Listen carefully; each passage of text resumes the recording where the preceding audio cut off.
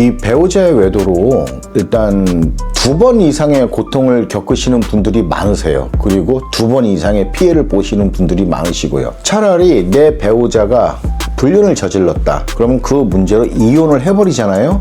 그러면 그때 그 한 번의 충격은 있을지는 몰라도 이 2번, 3번의 충격은 없을 수는 있어요. 일단은 이혼하면 안 보니까. 그다음부터 뭐 저 인간이 뭘 하고 돌아다니든 무슨 상관이에요. 그렇기 때문에 차라리 그때 처음 배우자의 불륜, 이 사실을 알았을 때 그 고통 한 번이면 됩니다. 그런데 문제는 이혼을 못하고 살아가시는 분들, 이분들이 계속 더 힘들 거란 말이죠.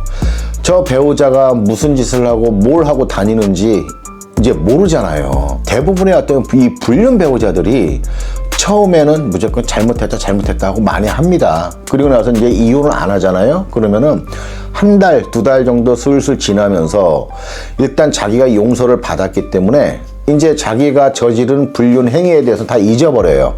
그래서 이제 이 사람한테는 아주 먼 옛날 얘기가 돼버리는 거야. 하지만 이 피해 배우자 입장에서는 그게 바로 어제 일 같거든요. 그러니까는 이 배우자가, 이 불륜을 저지른 이 배우자가 어딜 나가서 늦게 들어온다든지, 어디 술 약속이 있다든지, 막 이래버리면 온통 신경이 쓰이는 거예요. 얼마나 고통스럽겠어요. 그래서 이제 예전에도 이제 어떤 남편분이 있었는데 자기 아내가 이제 불륜 행위를 했답니다. 그런데 이게 차마 이혼을 못 하겠더라는 거예요. 일단 아이들도 아직 어리고, 그리고 무엇보다도 이제 이런 경우는 또 막 이게 사랑인지 집착인지도 모르게 막 그런 상대방을 놓지 못하는 이런 마음이 생기는 경우도 많아요. 그때는 이제 사랑이라고 생각을 하죠. 그래서 굉장히 마음 아파하면서 그 배우자를 어떻게든 설득을 한단 말이에요.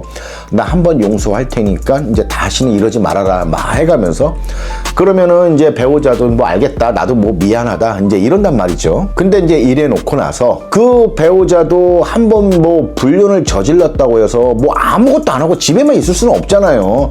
자기도 일상생활을 해야죠. 그건 그렇잖아요. 뭐 불륜 한번 저질렀다고 해서 진짜 집을 뭐 감옥처럼 생각하고 어디 집 밖에도 못 나가고 할 수는 없잖아요. 자기도 뭐 친구들을 만나러 다닐 수도 있고, 누군가하고 뭐 만나고 뭐 술 한 잔을 마시고 집에 들어올 수도 있고, 그래서 그럴 수 있단 말이지. 그렇지만은 이 피해 배우자 입장에서는 그게 정말 고통스럽습니다. 이 믿음이 깨지니까 모든 게 다 불안한 거예요. 왜냐? 한 번 배우자의 불륜 사실에서 알았을 때 그 정신적인 고통을 이제 2번은 겪고 싶지 않거든. 겁이 나는 거야. 내가 그때 얼마나 충격을 받았는데 내가 이걸 또 받아라는 걱정이 드니까 사람이 완전 초조해져 버리고 불안하고, 이래서 이게 의처증, 의무증이 생겨버리는 거예요. 그런다고 해서 또 함부로 의심도 못 하는 거야. 왜냐? 이걸로 인해서 또 가정 파탄이 생겨버릴까봐 오히려 살겠다고 하는 이 피해 배우자가 불륜 배우자의 눈치를 보는 경우도 굉장히 많습니다. 이래서. 그리고 어느 순간부터인가 이 불륜 배우자하고 이 피해 배우자하고의 위치가 바뀌는 거야.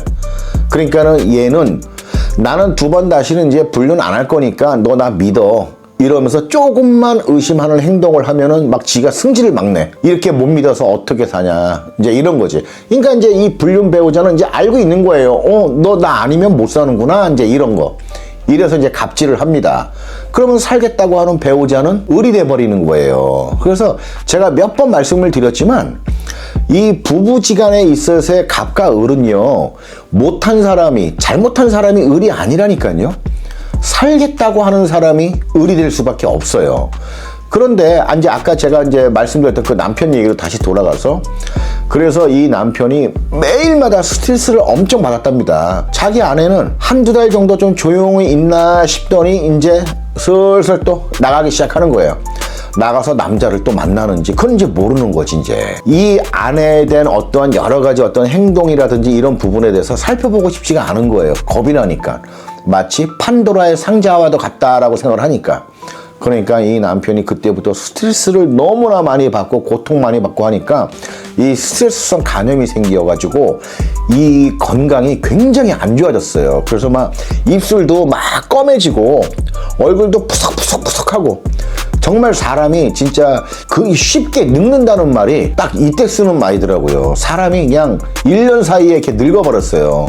그래가지고 처음에 찾아오셨을 때 상간남 소송을 하려고 찾아오셨을 때는 그래도 그나마 사람 몰골이었는데 1년 지나서 나 도저히 못 살겠다라고 해서 왔을 때는요, 사람이 완전히 정신적으로 피폐해져가지고 제가 볼 때는 한 5년, 10년 정도 늙어서 온 것 같다는 느낌이 들더라고요.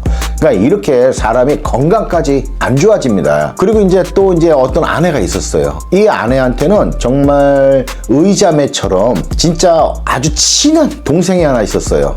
이제 뭐 친동생은 아니지만 이제 여잔데, 근데 이제 그 여동생이 오래전에 이혼을 하고 딸을 하나 데리고 살아요. 근데 이제 이 아내분이 참 정도 많고 좋은 사람이에요.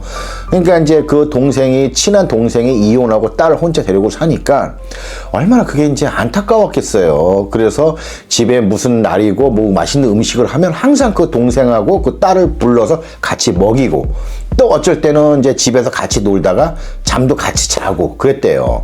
그리고 어디 가족 여행을 갈 때 꼭 그 동생하고 그 딸을 데리고 같이 다녔답니다. 정말 친하게 다녔대요. 그랬는데 알고 봤더니 이미 몇 년 전에 자기 남편하고 그 동생이란 여자하고 둘이 불륜 관계가 돼버린 거예요. 이 아내가 얼마나 충격을 받았겠어요. 정말 충격적이었을 것 같아요. 정말 내가 세상에서 가장 믿는 사람 중에 이 두 사람이 눈이 맞아버린 거잖아요. 불륜을 한 거잖아요. 더군다나 자기는 전혀 그 사실을 모르고 있었을 때 그 동생이 집에도 많이 왔는데 자기 남편하고 집에서 얼마나 눈사이를 싹싹하고, 그리고 이 남편이 이제 따로 쓰는 방이 있었는데 둘이 한참 거기서 막 있다가 나올 때도 있었다고 해요. 그러니까 이 아내 앞에서는 형부 이래가면서, 근데 자기들끼리 카톡 한 거 보면은 막 싸울 때는 그 동생이 자기 남편한테 이 새끼 저 새끼 막 욕도 하고 뭐 사달라 네 마누라가 그렇게 좋냐 막 이래가면서 막 삐진 척하고 여우짓을 하고, 완전 내가 볼 때는 그 상간녀는 좀 나르시시스트나 소시오패스예요. 그리고 이 남편은 좀 아스퍼거, 그러니까 공감 상황 판단 능력이 없는 그런 성격을 가진 남편이고요. 이 아내가 정말 그때 몇 번이고 죽고 싶었다고 해요. 그런데 이혼을 못하겠더랍니다. 남편에 대한 사랑, 이게 굉장히 큰 것 같기도 했고, 여러 가지로 이제 좀 이혼을 할 수 있는 여건이 아닌 것 같더라고요. 그래서 이 아내분이 항상 이제 이걸로 인해서 정신적인 고통을 많이 받고 했는데, 처음에는 남편이 내가 미안하다 잘못했다라고 하면서 자기가 반성한다고 하면서 이제 생전 그런 적도 없다가 이제 이 아내분을 차에 태우고 어디 이제 좀 경기 외곽으로 좀 빠져서 좋은 카페도 막 가고 했었대요. 근데 이 아내는 그 이쁜 카페들을 이렇게 다니면서도 그런 생각이 들더랍니다. 분명히 그년하고도 여기 왔겠지. 그러니까 네가 여기를 알겠지. 온통 이런 생각만 들더래요. 그리고 또 한 번은 이 남편이 1박 2일로 우리 둘이만 여행을 가자라고 해가지고 이제 여행을 갔답니다. 갔는데 가면서 말 한마디 안 했대요. 그리고 가서도 그냥 서로 잠자리도 없었답니다. 그냥 서로 따로 뚝 떨어져서 잤대요. 그러니까 이 정도로 이렇게 썰렁해. 근데 이 남편이 한두 달 딱 이러고 나더니 자기는 이제 할 만큼 했다 이거예요. 이제부터는 이제 네가 감당할 일이다 이렇게 얘기하면서 또 일 있다고 나가고 주말에도 그러고 다니더랍니다. 그러니까 이 아내분이 스트레스를 너무 많이 받는 거예요. 그래서 이게 나중에는 정말 의부증 증세까지 생겨버려요. 이 남편이 한 2시간, 3시간 연락이 없잖아요.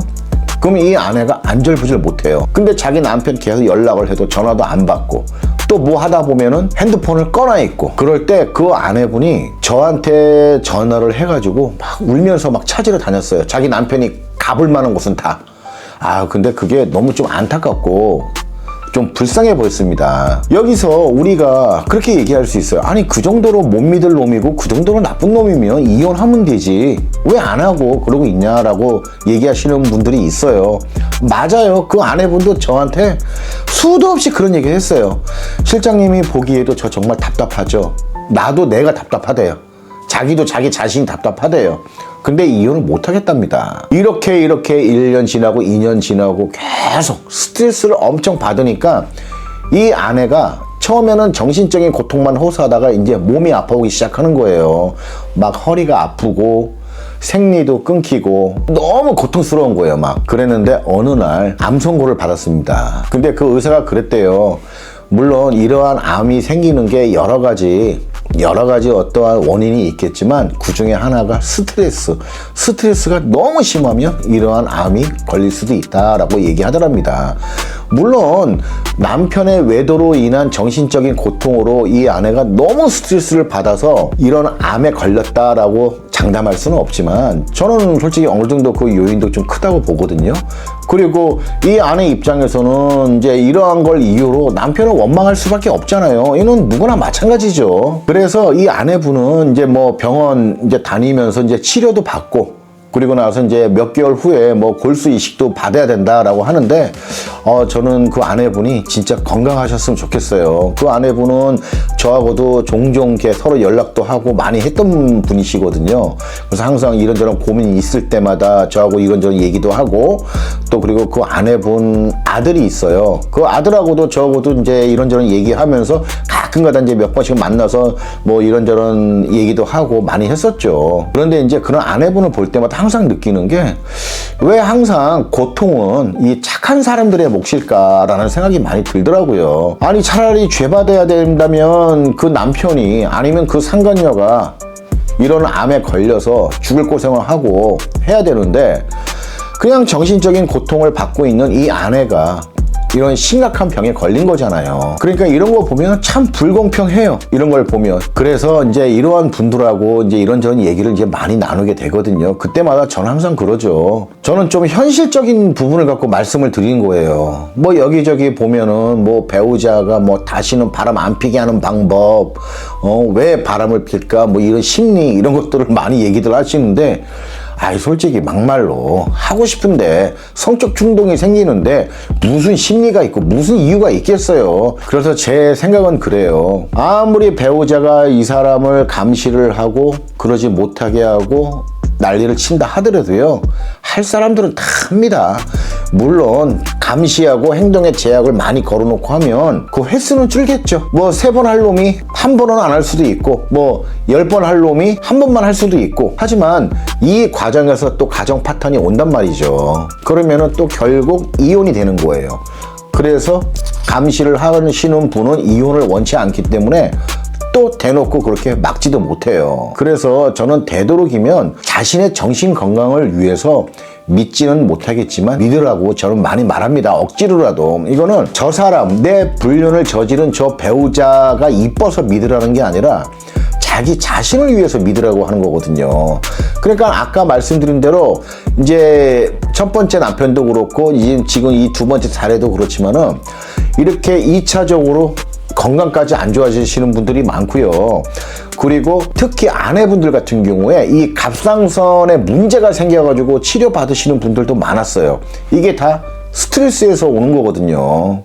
그러니까는 이 배우자의 불륜이라는 걸 느꼈을 때 이 감정은 우리가 살면서 느끼지 말아야 될 그 몇 안 되는 감정 중 한 가지란 말이에요. 그러니까 이걸 느낀 거잖아요. 근데 차라리 이혼을 해버리면 난 이제 저 인간 안 보니까 괜찮아. 그리고 그 상처가 있다 하더라도 어느 정도 시간이 지나면 어느 정도 좀 내가 감당할 수 있는 좀 완화가 된단 말이죠. 하지만 저 인간이 계속 내 앞에서 왔다 갔다 하는 거야. 이혼도 안 하니까. 그리고 저 인간이라고 해서 맨날 집에만 있냐? 아니란 말이에요. 이제 이들은 한 달, 2달 지나면서 다시 그전처럼 생활을 해요. 그러면 이 사람들이 그전처럼 생활을 한다는 게 꼭 또다시 바람을 핀다라는 확신은 아니겠지만 이 배우자 입장에서 항상 불안하잖아요. 이게 늦게 오면 왜 늦게 오는지, 연락이 안 되면 왜 안 되는지 얼마나 이 불안에 떨고 고통스럽냐고요.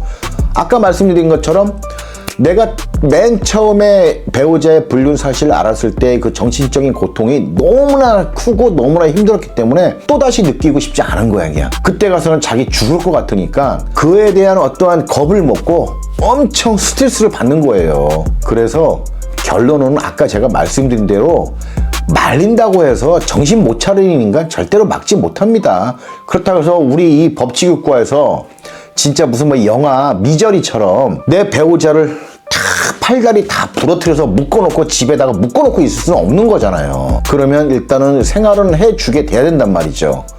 그 과정에서 불안한 거고 근데 이렇게 되면은요, 사람이 없던 병도 생겨요. 그래서 억울하잖아요. 내 배우자하고 상간자는 아주 좋아 죽겠어가지고 아주 시시낙낙하고 저지랄을 하고 돌아다니겠는데 자기 혼자만 시름시름 병까지 생긴다는 게 억울하잖아요. 그래서 억울해서라도 잘 사셔야 돼요. 잘 사시려면 믿지는 못하겠지만 믿어야 됩니다. 그리고 어느 정도 마음을 내려놔야 돼요. 그리고 또 하나, 내가 아무리 붙들고 매달리고 한다 하더라도요, 바람 필 놈들은 다 펴요. 내가 어떻게 할 수 있는 게 아닙니다. 그렇기 때문에 제 말이 조금은 좀 무책임하게 들리실 수는 있겠지만 저는 그냥 피해 배우자의 분의 기준에서 말씀을 드리는 거예요. 더 피해를 받지 마시라고. 정신적인 고통도 부족한데 이 신체적인, 이 육체적인 고통까지 더해지면 안 되잖아요. 그러니까 이런 부분도 한번 생각해 보세요. 해 보시고 되도록 최대한 건강한 신체를 유지할 수 있도록 하려면 일단 내가 정신적인 스트레스를 덜 받아야 돼요. 그래서 어떻게 하는 게 내가 좀 덜 받을 수 있을 것인지도 한번 생각을 해 보시고요. 그리고 배우자의 불륜으로 정신적인 고통에 육체적인 고통까지 겪고 계신 분들 힘내시기 바랍니다. 하늘은 언제나 당신 편일 거예요. 끝.